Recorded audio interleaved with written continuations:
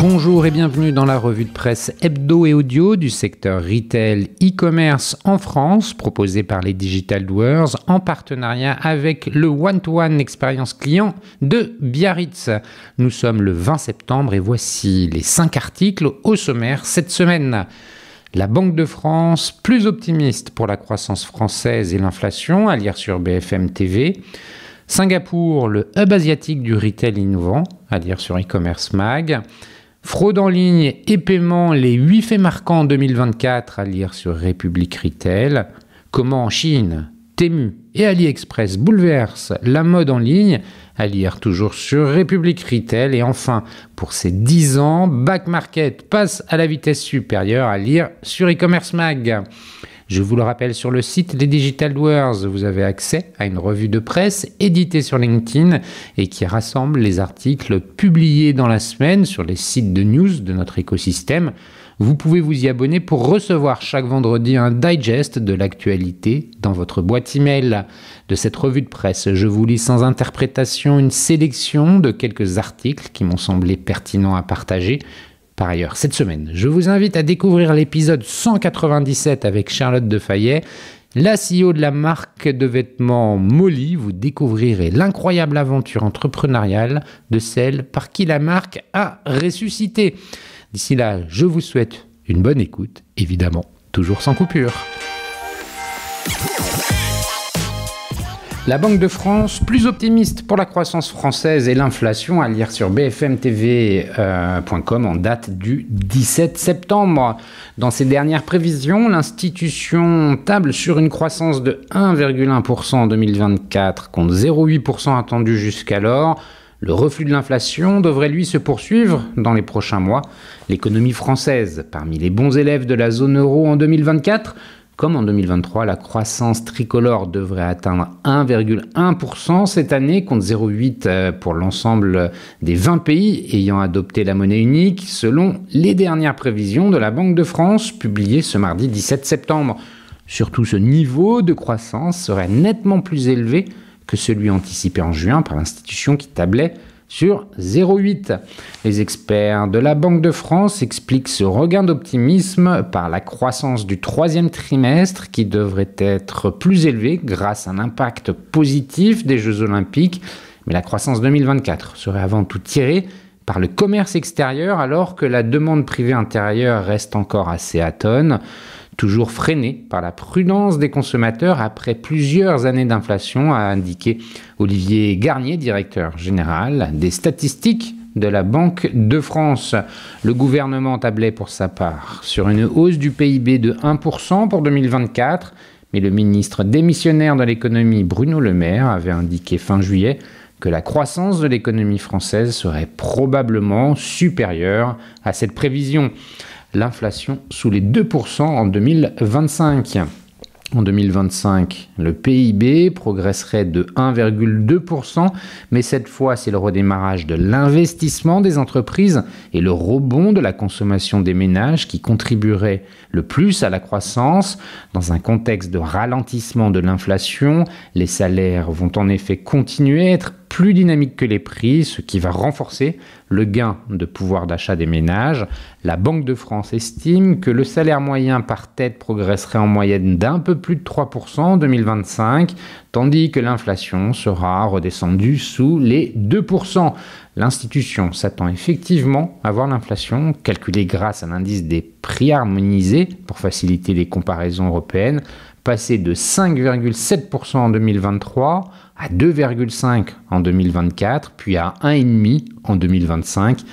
Cette forte baisse entre cette année et l'année prochaine tiendrait notamment au recul annoncé de 15% des prix de l'électricité.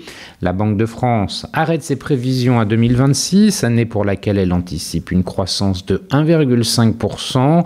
Elle estime par ailleurs que le taux de chômage remontera à 7,5% en 2024, 7,6% en 2025 avant de redescendre à 7,3% en 2026. Reste que ces projections sont entourées d'aléas importants, reconnaît-elle, évoquant l'incertitude politique actuelle en France qui fait peser un aléa sur les hypothèses de finances publiques et sur le comportement plus ou moins attentiste des entreprises et des ménages. Sans oublier les risques géopolitiques, guerre en Ukraine, situation au Proche-Orient, tensions commerciales et leurs effets sur les prix des matières premières et le commerce international.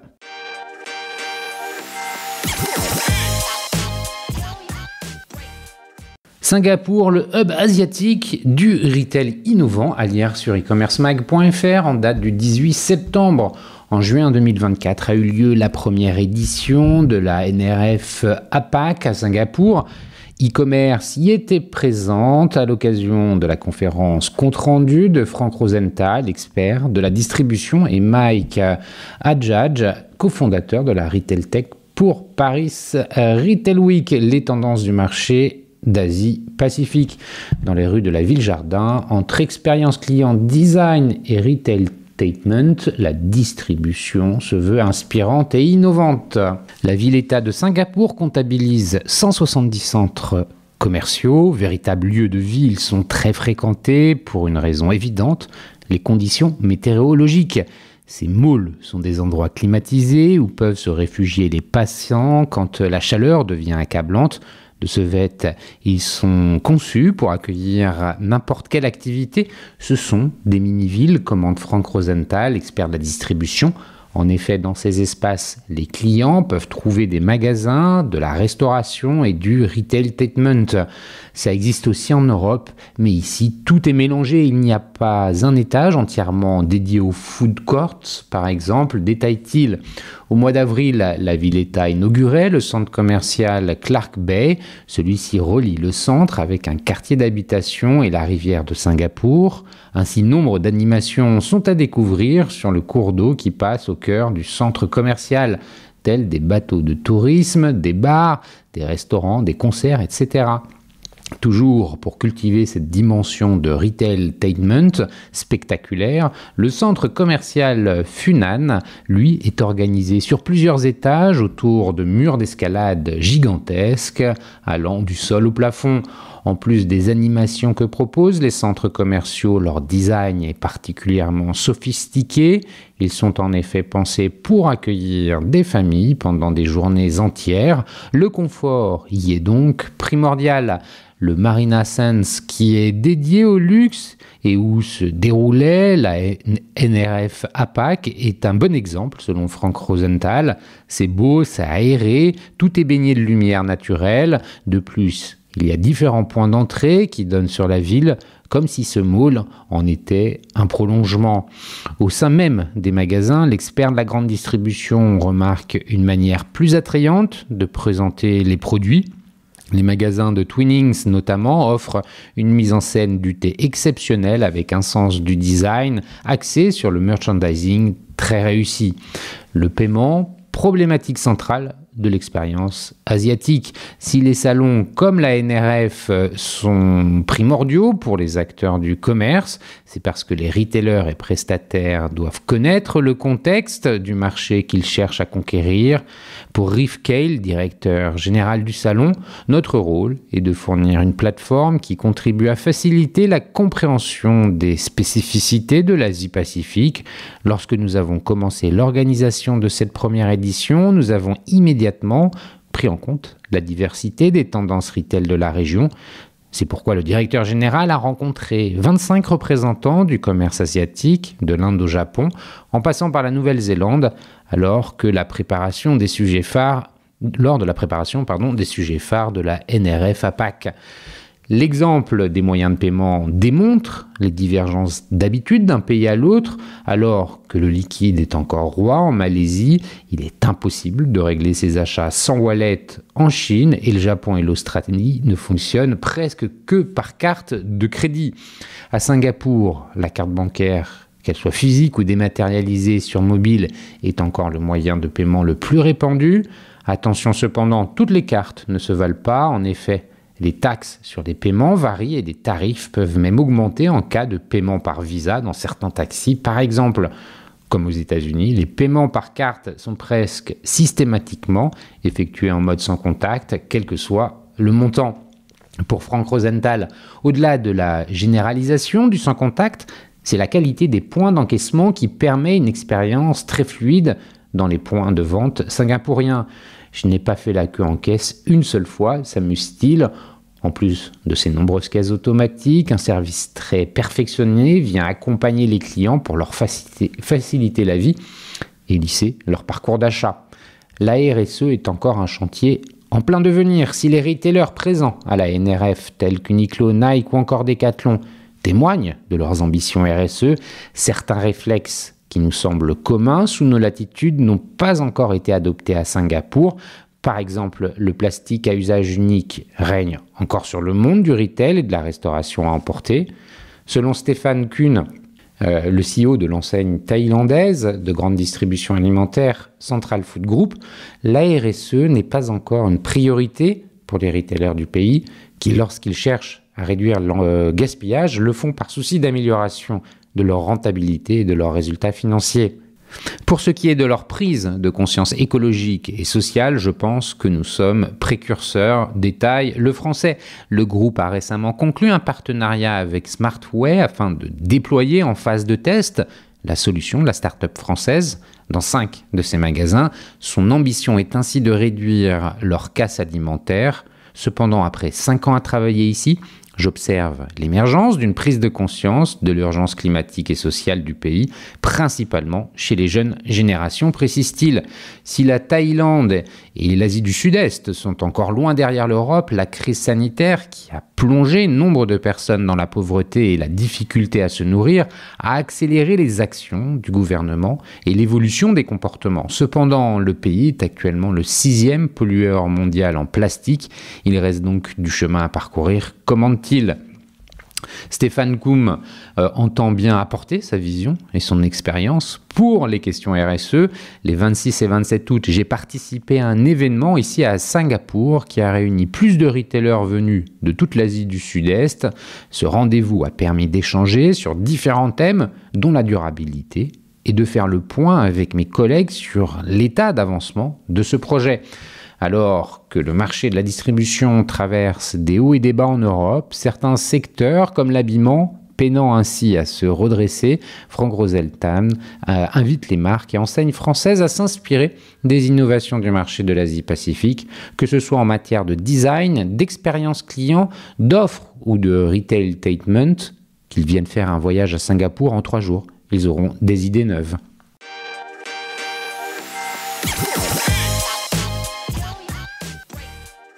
Fraude en ligne et paiement, les 8 faits marquants en 2024 à lire sur republicretail.fr en date du 16 septembre.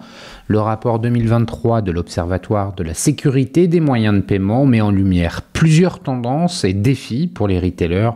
Voici un résumé des 8 défis majeurs en 2024. 1. La fraude globale reste stable mais persiste sur certains segments.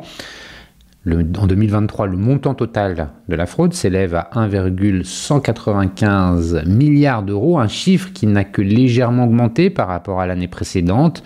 Si les mesures de sécurité ont permis de maintenir la fraude à un niveau relativement stable, les paiements en ligne restent particulièrement exposés, nécessitant des solutions robustes de sécurisation, notamment dans l'e-commerce.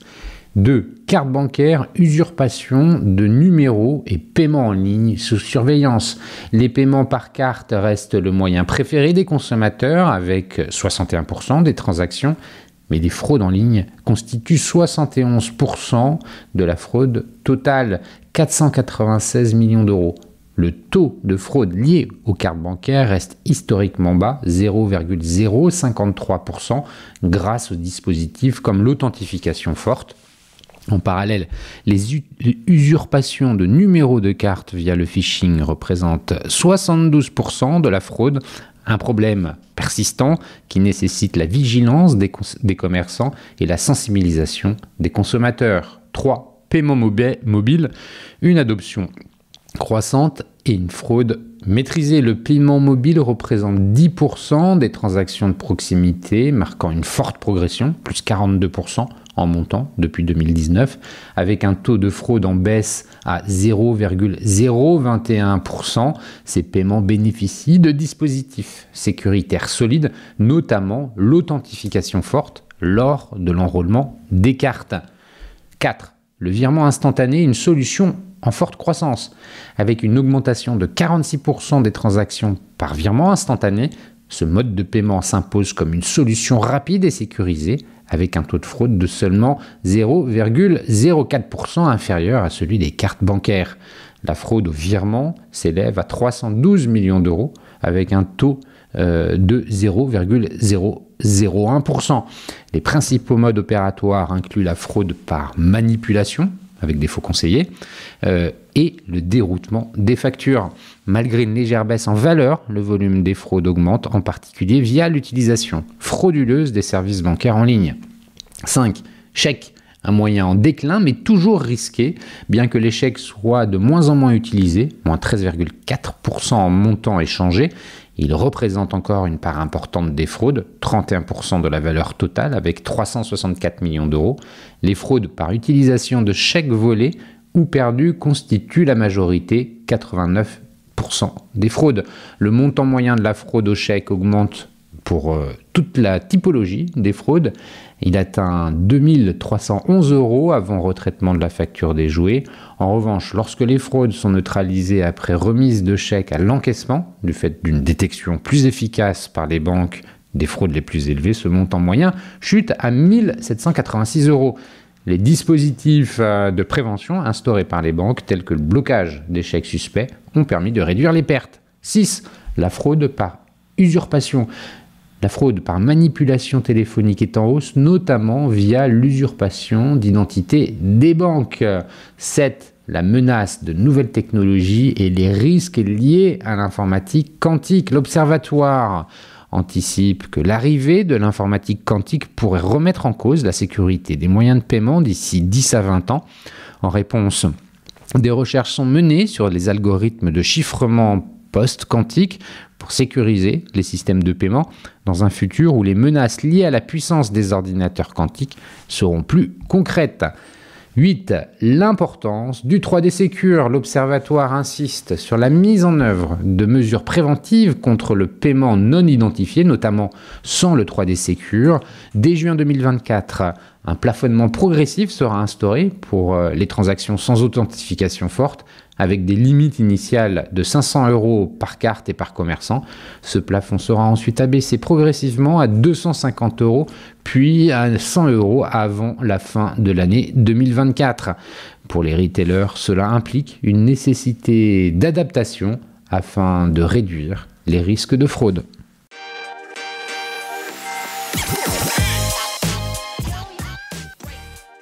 Comment Shein, Temu et AliExpress bouleversent la mode en ligne, à lire sur retailrepublic.fr en date du 20 septembre.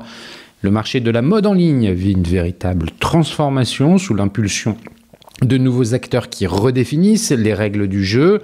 En première ligne de cette révolution, Shein, Temu et AliExpress s'imposent grâce à des stratégies axées sur des prix compétitifs, une offre abondante et une omniprésence numérique décryptage. Au premier semestre 2024, Kantar indique une augmentation de 6,6% des achats de mode en ligne. Toutefois, cette hausse des dépenses reste modérée avec seulement plus 0,9% en raison d'une diminution de 5,3% du prix moyen par article. Ces résultats restent toutefois satisfaisants comparés aux magasins physiques où les volumes achetés ont chuté de 3,3%. Les trois gros acteurs chinois, Shein, Temu et AliExpress, ont profondément transformé le paysage de la mode en ligne en 2024 avec des méthodes souvent controversées, contraignant les marques traditionnelles à se réinventer pour ne pas être distancées dans un marché où la fidélisation devient capitale. Shein, le leader qui réinvente la mode rapide. Shein continue d'évoluer comme le champion mondial de la mode abordable. Sa stratégie ultra réactive consistant à renouveler constamment ses collections en fonction des tendances émergentes et lui permet de fidéliser une base de consommateurs de plus en plus vaste. Avec un panier moyen de 35 € par commande, Shein domine le segment du prêt-à-porter et des accessoires à bas prix. La marque s'est imposée grâce à une stratégie marketing très centrée sur les réseaux sociaux, attirant particulièrement les jeunes consommateurs. Temu, un nouveau challenger qui a secoué le marché. Temu est l'un des entrants les plus disruptifs dans le paysage de l'e-commerce, avec une entrée fracassante dans le top 10 des sites en dépenses. En 2024, il est parvenu à surpasser ses concurrents chinois traditionnels avec 3,7 millions de clients en seulement 6 mois. Sa croissance fulgurante repose sur une offre très variés et des prix défiant toute concurrence, avec un panier moyen de 31 €, soit 20 € de plus que le site chinois AliExpress. Temu attire une clientèle à la recherche de bonnes affaires, mais surtout des jeunes adultes qui veulent de la diversité à petit prix. Temu capitalise particulièrement sur les biens pour la maison bazar et les produits de mode. AliExpress, un pionnier en quête de renouvellement. AliExpress, qui a longtemps dominé le marché mondial de l'e-commerce, fait face à une concurrence accrue, notamment avec l'irruption de Shein et de Temu. Bien que ses volumes de transactions restent élevés, AliExpress doit aujourd'hui se réinventer pour suivre le rythme effréné de ces nouveaux acteurs. Avec un panier moyen à 11,9 €, AliExpress continue d'attirer une clientèle large, mais il lui est nécessaire d'améliorer l'expérience client, notamment sur les délais de livraison pour rester compétitif.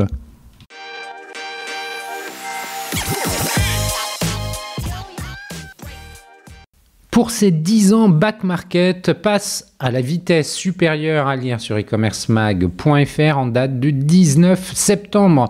Le spécialiste français du reconditionné Back Market a soufflé sa 10e bougie.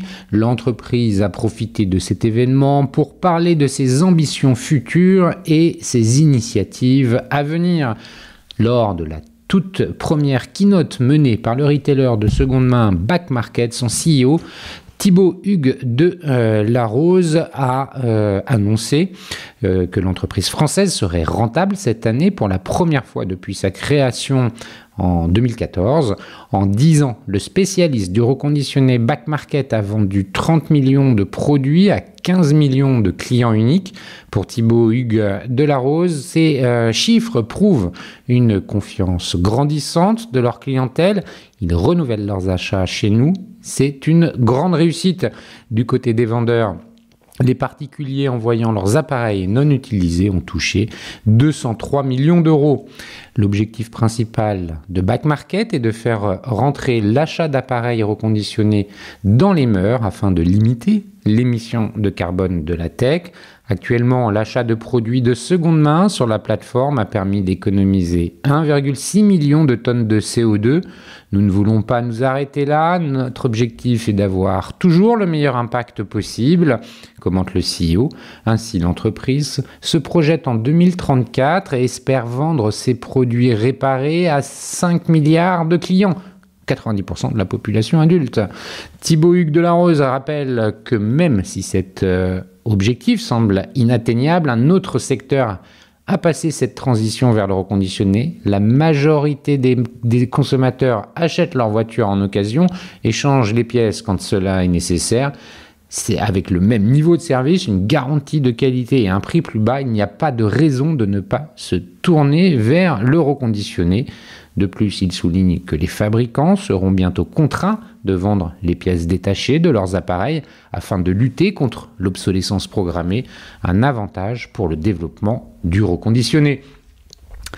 Allez, où sont les clients? Ainsi, pour encourager l'adoption de produits d'occasion, Back Market annonce avoir signé un partenariat avec Bouygues Telecom. Désormais, les offres de smartphones sous condition, accompagnées de forfaits, pourront être souscrites avec un téléphone reconditionné Back Market. De plus, 15 boutiques parisiennes de l'opérateur proposeront dans leur rayon des smartphones d'occasion. Ce partenariat nous permet de faire nos premiers pas dans le retail physique, commande Thibaut Hugues de Larose, et ainsi toucher 50% de personnes supplémentaires. L'entreprise annonce aussi un partenariat similaire avec Visible by Verizon pour étendre cette offre aux États-Unis. Enfin, Back Market a signé un accord avec Sony PlayStation afin de vendre des consoles reconditionnées directement en magasin ou sur le site de la marque. Si nous voulons étendre l'adoption du reconditionné, nous devons aller chercher les clients là où ils sont, détaille Thibaut Hugues de la Rose. Les nouveaux services de Back Market au-delà des partenariats. Back Market lance en 2025 un certain nombre de nouvelles fonctionnalités sur son site. Parmi elles, l'outil de comparaison des produits grâce à l'IA permet aux clients de se retrouver plus facilement parmi les 500 000 articles en vente sur le site. Pour encourager à consommer d'occasion, il faut aussi pousser les consommateurs à revendre leurs appareils électroniques inutilisés. Ainsi, à partir du Black Friday 2024, en se connectant à l'application, les utilisateurs n'auront qu'à secouer leur téléphone pour qu'il soit reconnu et pourront obtenir une estimation de combien sa revente pourrait leur rapporter. Enfin, la grande nouveauté proposée par Back Market est le tel pour un prix fixe de 299 €. Les clients reçoivent un téléphone reconditionné sans en connaître la marque à l'avance. L'idée est de proposer un téléphone qui fait tout ce que doit faire un téléphone et soit accessible à toutes les bourses.